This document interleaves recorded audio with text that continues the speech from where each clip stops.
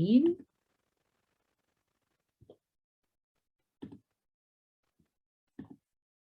Got it. Jolly good. So I'm just going to talk to you for the next sort of half an hour, 40 minutes-ish, a little bit about my journey setting up City to Sea, and some of our campaigns. And we'll look at some of the research that I go into in my book, How to Save the World for Free, and look at how we can, as individuals, respond to the climate and ecological emergency. So then we'll have some time for Q&A after that. So just checking you can all still see me okay with the slides showing there. Yeah, bro. So in 2018, I turned 40, and actually for most people that can be quite a sort of celebratory year, and I look back on that year and I don't really see it as one of celebrations and parties. I see it more as the year that the IPCC report came out, and when I guess sort of first really, I'd obviously been aware of climate for many years, and but that sort of report, when it came out, and it said, you know, we've actually now got around 12 years to avoid irreversible ecological collapse from climate change. So that was a kind of major event in that year. I was already, you know, well into running City to Sea at that point, but just sort of picking out what happened that year. And it was also the year that a WWF report came out and said that in the last 40 years, we'd lost half the world's wildlife.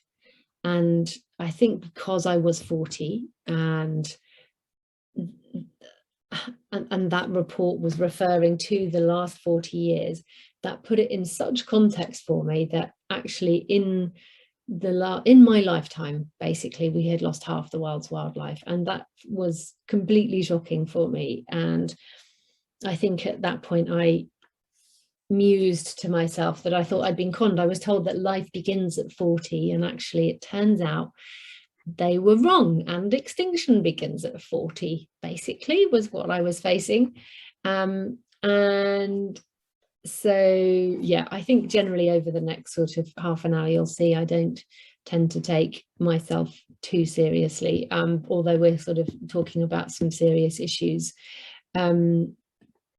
But really those sort of stats completely floored me. And I think at that point, I decided that whenever I had a microphone or a platform or an audience, I would use that to try and raise awareness, not just of the scale and the urgency of the situation that we were facing, but also hopefully some of the solutions. So also around that time, I decided to write a book. So this is my second book, actually. The first book that I wrote came out in 2012. But what I felt like my sort of, I guess, a creative response really of how I was going to respond to the collapse of biodiversity for me was really was this book. And I wanted to see what I could do to sort of take City to Sea's audience and our audience of plastic campaigners who'd been very engaged in plastics since sort of well, I'd been working on it since 2014, 2015, setting up City to Sea, but really the sort of sway of the British public that were very much engaged sort of from 2017 onwards. And I felt like in 2018, it was, you know, would I be able to create something that could help take that sort of uprising really of awareness around plastics and start talking about some of the other issues that we're facing. So that was the inspiration behind How to Save the World for Free. And I did a lot of research to write the book. And as I said, I'd been, you know, down this sort of rabbit hole, or very much focused on plastics for the past few years. And with How to Save the World, I needed to research everything that was going wrong in the world, not just plastics. And it was a very very challenging thing to do. So the first sort of fifth of the book, I look at what's going wrong, and I kind of identify the 7 things that we need to save, which we'll touch on later. But yeah, having to kind of go into all of what's going wrong in the world was quite very challenging, actually. And you know, the situation, as I'm sure most of you on this call know, is bleak. But I just wanted to sort of start by sharing my baseline belief that it's not too late, and that we still do have a window, albeit a very small one, in which we can reverse the ecological emergency and hopefully co-create a future in which, you know, by the time I'm 80, there is still some thriving and recovering wildlife on this planet, and we haven't lost all of it. So just to give you a bit of context, I wasn't sort of raised by hippie parents or vegetable growing good life parents. It was sort of back in the 80s, very much a conventional sort of consumer focused upbringing, eating salad cream sandwiches for breakfast, listening to Kylie and Jason on the radio. I was definitely no budding Greta. And I also was completely terrified of the sea, which is kind of ironic that I ended up becoming an oceans campaigner, because I had a proper phobia of the ocean. I was really not completely out of relationship with it. So like, wouldn't go in it or on it, hated flying over it. So the fact that I did end up becoming a sort of an oceans campaigner and a plastics campaigner is kind of laughable. I have since sort of subsequently had some pretty extraordinary experiences, which through my work for the oceans and for the life within the oceans, which has very much sort of worked to heal my fear of the sea, which is a wonderful byproduct of campaigning for the oceans. But I didn't know that would happen at the time, because it was actually the albatross that inspired me to do something about plastic pollution, and not the ocean itself. It was these incredible images that were shared by the artist Chris Jordan, and you might remember back in 2013, I think 2014, these images came out when he was exploring, creating the film then called Midway, later on called Albatross. And the way he presented and told the story of the Laysan albatross chicks in the middle of the Pacific on the Midway Islands, thousands of miles away from any major landmass, really struck me. And for me, it was seeing everyday items of plastic that I was using inside the bellies of these incredible creatures. Like, I just could not fathom how this was happening. And then I couldn't categorically tell you that those items weren't mine, because I was using bottle top caps and plastic tampon applicators and Epsom ink cartridges and Colgate toothbrushes. They were all found inside the bellies, and still are, of these incredible chicks. And it was something so tangible, connecting my actions to the suffering of something so beautiful, that made me sort of wake up really from my and wake up to my relationship with plastic and waste and what it was doing to our environment.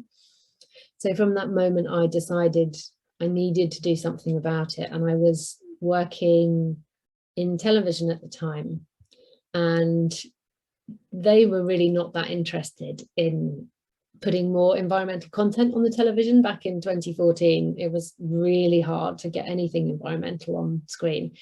They sort of said it was all too worthy. And so I decided to start with a music video, because I do occasionally write songs, and I do just occasionally write songs. I'm actually writing more again now, but back then it literally was like, in fact, back then my son was probably only about 14, and I don't think I'd written a song for 10 years. Children can do that to you.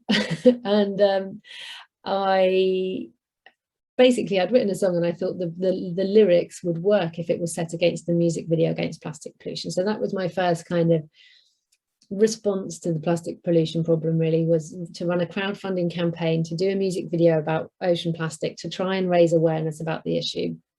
And naively, you know, I thought that that would actually really make a difference. And it may have done, but I doubt it. I mean, it only ever had around 4,000 views. Well, maybe if you across channels, maybe 10,000, but it raised about £17, not the crowdfunder. I raised enough money to make the music video, but it just felt like that was the beginning, actually. So after that, when it kind of didn't have the impact that I'd hoped it would have, because newsflash, I'm not Adele and I don't have millions of followers, I then realized that maybe I could do more, and I decided at that point to sort of use the momentum from the crowdfunder, so with the business contacts and the individual supporters and the energy that I'd sort of built up in Bristol, to see if I could do more still in my spare time at this point. And that's when we decided to make City to See a bit more official. So I kind of started reaching out to people in Bristol that were already working in the ocean space, maybe in conservation, and no one was really doing plastic at that point within the conservation space or environmental space. But there were a couple of people who were starting to run workshops on it and make videos about it. So we collaborated, ran some community events in Bristol to see, sense check really, what were people thinking in the city. We ran some open workshops in community to see what issues did people feel like we in Bristol needed to focus on. And so that's when City to See was born, and we thought that maybe we could pilot things in Bristol that could then be scaled up around the country. So nowadays, our kind of theory of change, really, just kind of zoom back out, we generally focus on a mix of individual behavior change and brands and retailers and sort of industry change through petitions or through behavior change campaigns, incentives and infrastructure. And with that then resulting in the kind of systemic change that we're now starting to see, and that other sort of bigger retailers are starting to adopt the refill and reuse systems. So just really looking at increasing awareness and accessibility and action. But back then we started off very much sort of intuitively, really. We were looking at the main issues in Bristol that we were looking at were twofold, really. It was the plastics that were being flushed down the toilet, and it was plastics as a result, so plastic bottles as a result of people using single-use water bottles. So with plastics that were flushed down the toilet, our first stop really was our Switch the Stick campaign back in 2016. So we ran a petition, we worked with 38 Degrees, and we got all 9 major supermarkets to stop producing plastic cotton buds and to switch to paper cotton buds instead, which was really our first taste of how individual action can actually create something lasting and tangible and really create that change, especially within retailers. We realized the power that we had to influence their buying decisions, and especially when it came to cotton buds, it was actually ultimately a fairly simple switch for them to switch back to the original design of it being paper. So that particular campaign stopped over 400 tons of non-recyclable single-use plastic at source every year since then. And now obviously we're starting the ban on plastic cotton buds actually came in last year, which is brilliant. Continuing the plastics being flushed down the toilet theme, we then decided to work on the other sort of hidden plastics that were ending up being flushed down our toilets, particularly those in period products. So we then launched our Plastic Free Period campaign back in 2017, this was, and really enjoyed being part of those sort of early conversations around switching to reusable menstrual products and breaking down the taboos around talking about our periods and reusable period products, and raising awareness around the amount of hidden plastic in period products. So there's still around in a conventional pack of period pads. It's got the equivalent of 5 carrier bags in 5 plastic bags in the equivalent of a conventional pack of period pads. So, and we're flushing around, I think it's 1.5 million pads every day down UK into UK sewers. And of course, our sewers weren't designed to carry all this plastic and wet wipes and period products and everything else that people flush down the toilet, treating it like a bin. They were designed to carry pea paper and poo. So our Plastic Free Periods campaign sort of grew from there into an education programme. So we've done a lot of lobbying government to provide free period products, reusable period products and plastic free period products in schools, and lobbying retailers to get more plastic free period products on the shelves, which has been really successful. And now developed an education program called Rethink Periods, which last year trained 120,000 students. So if you know any teachers or anybody in schools that are interested in training in our Rethink Periods program, or having an ambassador come and deliver the Rethink Periods training at your school, we're also working with the NHS on that, which is really exciting in terms of the impact and the change that's happening there. So the other main thing, which obviously some of you will know about, especially you, Corey, as a Refill Bedford volunteer, was our refill campaign, really designed to try and get people off of the plastic bottle. So trying to really give people permission and feel comfortable about going into a shop and asking for a free refill. And I think we're really making progress on that now. I think we're seeing a huge shift from where we were in 2015 when we started this to where we are now in terms of the appetite for refill and reuse. But certainly back then, really making starting with that initial permission piece and getting people feeling comfortable, making it quite playful and attractive and fun. And then we got some funding in 2016 to develop our refill app, which thankfully is now a lot better than it used to be, but just helping people find refill stations near where they are. And at the end of 2019, we expanded that to beyond water, so people can find places to refill, find zero waste shops, refill their coffee cups, refill their lunch boxes, and really sort of connect into the zero waste movement where they are. So we've had over 350,000 people download the Refill app. We've got over 400 community schemes run by amazing volunteers that are making it all happen and registering those refill places to refill on the app, as well as pushing for change in their local communities, getting more fountains installed and getting buy-in from their local governments and councils. And National Refill Day is one of our sort of big events during the year. It started as National Refill Day, and then this year we did it as World Refill Day and had an incredible experience. I mean, it had a potential media reach of 1 billion people this year, which was kind of, I still can't get my head around that really, but the world is very much ready for this switch to the circular economy and switch to moving away from single use towards reuse. So it was really exciting to see that as a movement really take off this year. And so we know that that plastic has been riding high in environmental awareness for that, and we know that there's obviously a lot more going wrong in the world than plastic. But before I leave that subject, I think it's worth saying that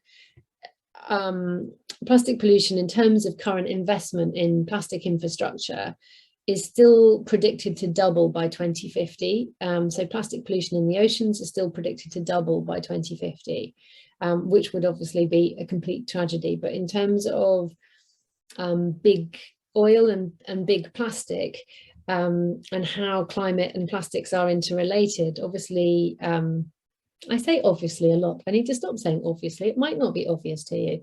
99% of plastic is still made from fossil fuels. So we are seeing, as the demand for oil reduces in terms of, as we're switching to green energy and electric vehicles, the demand for global oil use is dropping, but the oil industry's response to that as a business is still to look for new opportunities and to try and mitigate that drop.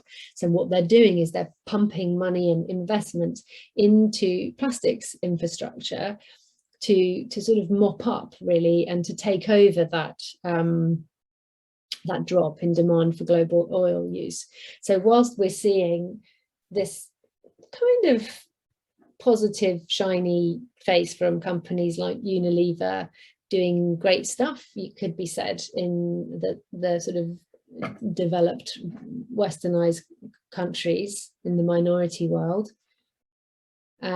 Actually, what's happening is in the majority world, so what we would traditionally call the global south or developing countries, in those territories, they are pushing plastics big time, and absolutely saturating the market, predicting that it's going to be using more and more plastics. So in terms of global oil use and the emissions from plastics, production is absolutely predicted to soar, unless we obviously continue the work we're doing and we make sure that those companies in those majority world countries are not getting away with what they are currently getting away with in terms of pushing non-recyclable single-use plastics on those countries with no infrastructure to deal with that waste.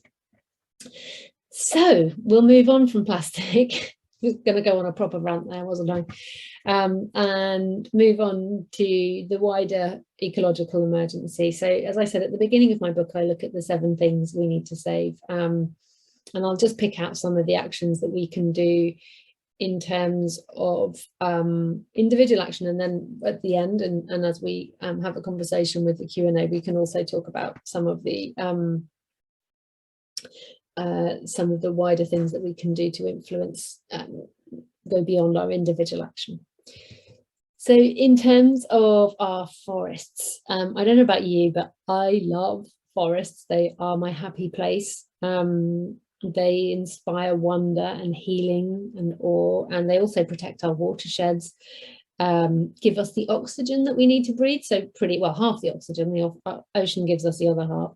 They're home to 80% of the world's biodiversity, so pretty important, really, and a vital buffer against climate change. They absorb almost 40% of the 38 billion tons of CO2 that we produce each year. Yet we only have around 20% of our forests remaining on Earth, so we've lost 80% of the world's primary forests. Here in the UK, we've got just 2% of our ancient woodlands left, so they are hanging on by a thread. If deforestation was a country, it would be the world's 3rd biggest emitter of emissions. And the main causes really of deforestation are agricultural expansion, wood extraction, so for things like furniture and building, and urbanization, so things like roads and infrastructure expansion. So what can we do to protect our forests? You'll see obviously all of these things are interconnected. What you do to protect the oceans will protect the forests and will mitigate climate change as well, but we'll just look at these specifically. So eating a lot less meat, as it just said, sort of agricultural expansion is a major cause of deforestation, and a lot of the land that's reclaimed from the forest is used to grow feed for the meat industry, so feed for livestock, so soya, corn, and grains to feed livestock. So eating a lot less meat. I generally don't say to people that they should be or follow a particular diet, other than to say having a predominantly plant-based diet is really important. Buying secondhand furniture is a brilliant thing that we can do. A lot of so 90% of West African and Madagascan rainforests have been destroyed, and Congo Basin's rainforests are still being destroyed at an incredibly fast rate. generally being exported, the wood being exported to China to make furniture, which is then being bought by the US and the UK and Europe. So really making sure when you buy furniture, you really check where it's from, and ideally buying secondhand and buying for life. Choosing recycled toilet paper, a really simple, easy one. EcoLeaf in the UK use British recycled paper. There are still virgin forests being destroyed around the world to make toilet roll. Absolutely crazy. So in terms of climate, obviously we've had another IPCC report come out recently, looking unlikely that we're going to meet the 1.5 degree limit by the end of the century. But most scientists agree that we're on a trajectory for a sort of 3 to 4 degree rise, which the impacts of which are pretty scary when we look at them. Increasingly erratic weather, wildfires, rising sea level temperatures, rising sea levels, droughts, mass climate migration, all of the issues that come from that, all happening within my child's lifetime. Very much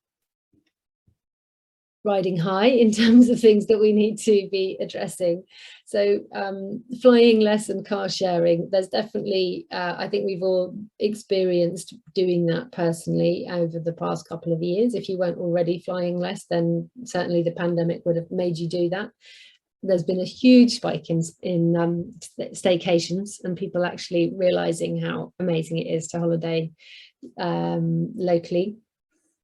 In terms of car sharing, there's simply not enough lithium and cobalt in the world. So the materials that are needed for the batteries for our electric vehicles, there's certainly not enough of those for us to be for us to all have a car, and for us, the amount of people that have a car now, to switch to an EV, because we basically, where that lithium and cobalt is found is under the world's remaining 20% of our rainforests. So we really don't want to be mining for that. Switching to green energy, I think, is generally something that most people are kind of on board with now. Again, just being careful of the greenwashing. If you can afford it, switching to ecotricity, good energy, and there's another one, I think, I can't remember what it's called right now. I think it might even just be called green energy. But there, if you don't have an ethical consumer subscription, I recommend getting one. Ethical Consumer is an amazing, it's a bit like Which, but for environmentally minded people. It does cost, I think, about £35 a year, but if you have an organisation, like if you work for a company, you could ask them to get a company subscription and you can then use it, which is what we do at City to Sea. So you can look up on Ethical Consumer anything you're looking to buy or invest in. You can look at, or a company, we use it to sort of do our ethical screening process at City to see if we would work with a particular partner. An Ethical Consumer will rate it for you and they'll give you an ethics score. So a good tip there, if you can just check your energy company's ethics score on there. Opting for an ethical pension. There was if you have a pension, then making sure it is an ethical pension. If it's a workplace pension, then you can switch within the Nest fund, which is the standard workplace pension. You can log into your dashboard and switch to an ethical fund. That would be a really good campaign for a climate group to be doing, because there are so many people that don't realise that they just have to log in to their Nest pension and click a button. So if anyone's not already doing that and running some climate campaigns, then that's a good one. There was a study that showed that moving your savings to sustainable funds, including your pension, can be 27 times more efficient in regards, I'm just reading this, in regards to improving your personal carbon footprint than eating less meat, using public transport, reducing water use and flying less combined. I wonder how much money you have to have in savings or how big your pension fund has to be for that to be 27 times more impactful than doing all of those things. But it was a very interesting study, so certainly one to spread the word about. So in terms of our oceans, we know that there's more than plastic pollution obviously going on in our oceans. Ice is melting at unprecedented rates at the North and South poles. CO2 is making our seawater acidic. Entire ecosystems are being wiped out by overfishing, and oxygen-starved dead zones are appearing as a result of fertilizer and sewage running off and over-nutrifying our estuaries. There was a study that came out this year around the same time as Seaspiracy, actually, which is a great documentary if you haven't watched it already, that showed that bottom trawling in the fishing industry releases the same amount of CO2 as the entire aviation industry, which I think is extraordinary and not getting the same kind of conversation around it. So I think that was, you know, those kind of reports and statistics I think are really helpful. And I think the thing with the ocean is it's very much sort of out of sight, out of mind. But I think it's an area that we're going to be seeing a lot more awareness around. So what can we do? Obviously, I've said pee, paper and poo. Let's start with the simple stuff of what you flush down the toilet. Eating a lot less fish. Again, if you are choosing to eat fish, seeing it as a treat, making sure that it's super ethically. There are some very ethical farms, not seawater farms, because that still pollutes the water, but in terms of inland farms, very few and far between. But generally, if you do want to eat fish, doing it as a you know, a once a week thing rather than or even a once a month thing, and really making sure you know the provenance of that fish, and supporting marine conservation groups. So beyond City to Sea, obviously, you know, there are some incredible ocean conservation groups, and between us, real change is happening at sort of government level as well. There are some, I think, sort of, you know, supporting these organizations to help with that kind of lobbying and systemic change is very important. So our soil, so it kind of looks like dirt to most of us, and generally isn't a particularly sexy subject, but soil is absolutely incredible. There are more organisms microorganisms in a teaspoon of soil than there are people on the planet. It's positively bursting with life, and us careless humans have managed to lose half the Earth's topsoil in the past 150 years, and it takes ages. Like, I think it's like 100 years for a centimetre of topsoil to come back. It absorbs carbon, it filters out impurities from the water, it fills the plants that we eat with nutrients. So it's really very, very important to life on Earth. And some studies say that we've only got 60 years of harvest left due to our intensive agriculture and over fertilization of the soil. But do your research around that. If soil is sparking for you and you want to become an ambassador for the soil, it's really, really fascinating, and I think doesn't get enough coverage. Like, it should be like a hashtag make soil sexy. Like, what would make people start kind of really thinking about soil and how we you know, what our relationship and how we depend on it.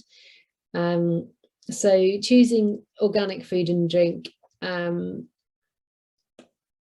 really sort of organic farming is very much the solution in terms of being able to grow the amount of food that we need to grow, but also protecting the soil at the same time. And we are seeing the sort of prices, I say coming down a little bit, but I think if you're buying less and you're really sort of consciously choosing what you buy, I think then you can afford to spend a little bit more on the organic produce. But also doing your research, supporting local growers and community supported agriculture schemes is a way that you can access good quality. It may not be certified organic, but it may well be pesticide free. So good quality pesticide free food locally at a lower cost price. And then avoiding toxic chemicals that we're putting onto the soil, such as Roundup. It's got a really alarming impact on humans and ecosystems. So just avoiding that if you see people using that in your garden, or even just walking down your street, spraying it along the pavements, as happens in many local authorities still. And finally, biodiversity. I've talked a little bit about that earlier, but as I said, we've lost sort of half the world's wildlife in the last 40 years. But in terms of our insects, you're probably aware of the term Insectageddon. More than 40% of insect species are declining, and a third are endangered. And the thing is with the insects is that their rate of extinction is 8 times faster than that of mammals, birds and reptiles. As I said that, I nearly just squashed a little fly that was just, as I said that one got to live because I was in the middle of talking about how important insects are. So yeah, so we're looking at around a 2.5% year fall in insect populations.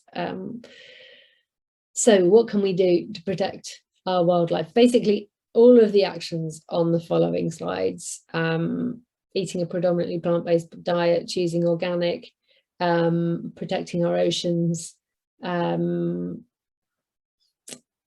pollinator-friendly plants. So if you have some window space, or you have some space at work that you can have some beds outside growing, or even if you have a garden or you have fields, growing pollinator friendly plants that are supporting our insects and biodiversity. And then something I'm also really interested in and passionate about is the effect of electromagnetic radiation, not just on humans but on birds and insects.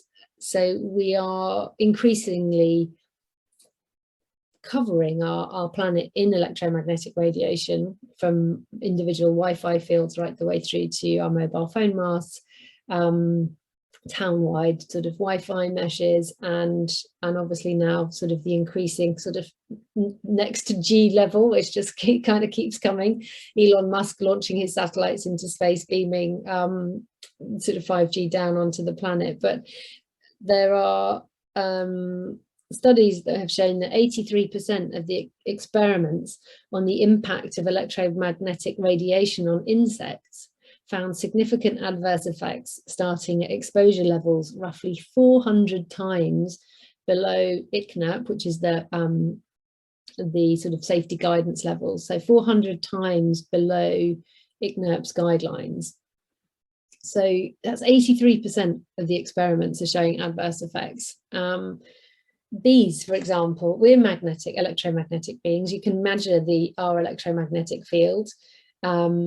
Bees have got electromagnetic tummies. That's how they navigate. Birds use it for navigating. It's lots of insects. I don't know how many, but lots of insects use the Earth's natural electromagnetic radiation to navigate. So I think just I've got some links at the end of this, which you're welcome to ask me for at the end, or we can share the slides. But I think we need to be aware of those other things that we're doing that might not be as obvious as pesticides and insecticides. So how are we doing? Right, 15:15. I think I'm gonna whiz through these, and we're going to have some time for chats, because you might have some questions, and I think you're all probably quite well educated on this subject anyway.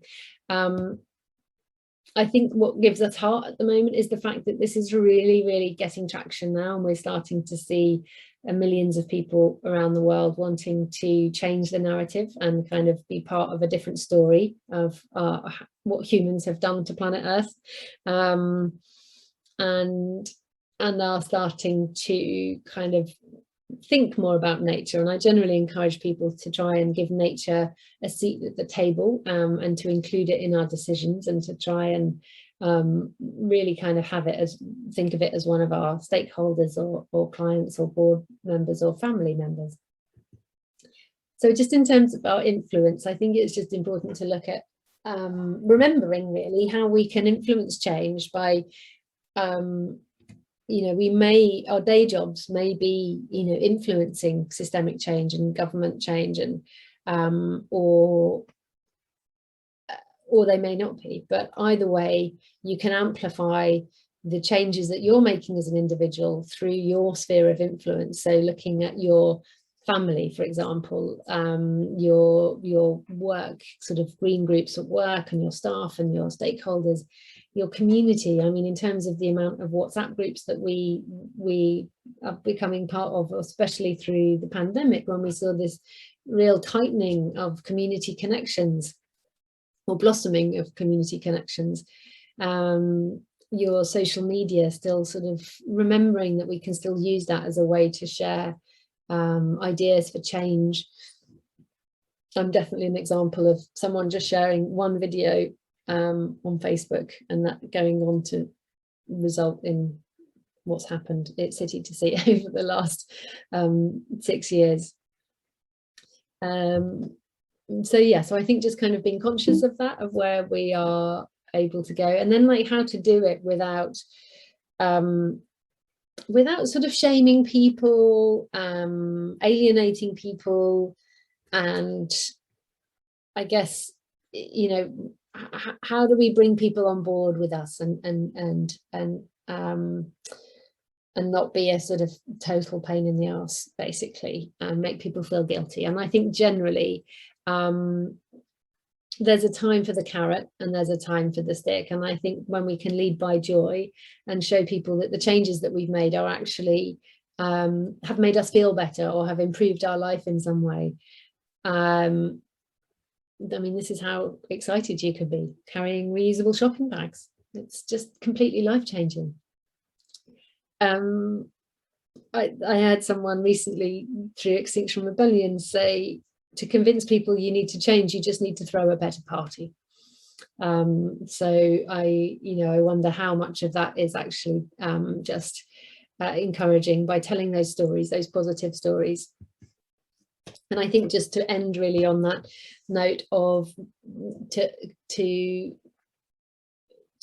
not buy into the myth that individual action doesn't make any difference, because we know that it does, and that we are social creatures, and that we like to fit in, and that when we see everybody changing their behavior and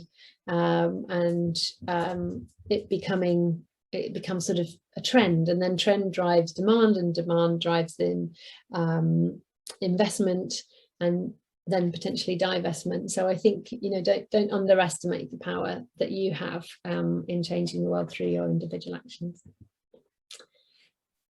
There be some social media handles. You can take a screenshot of that if you want, or I can drop them in the chat. And I'm going to stop sharing, and we can have a little conversation now. Corey, I'm not sure if you want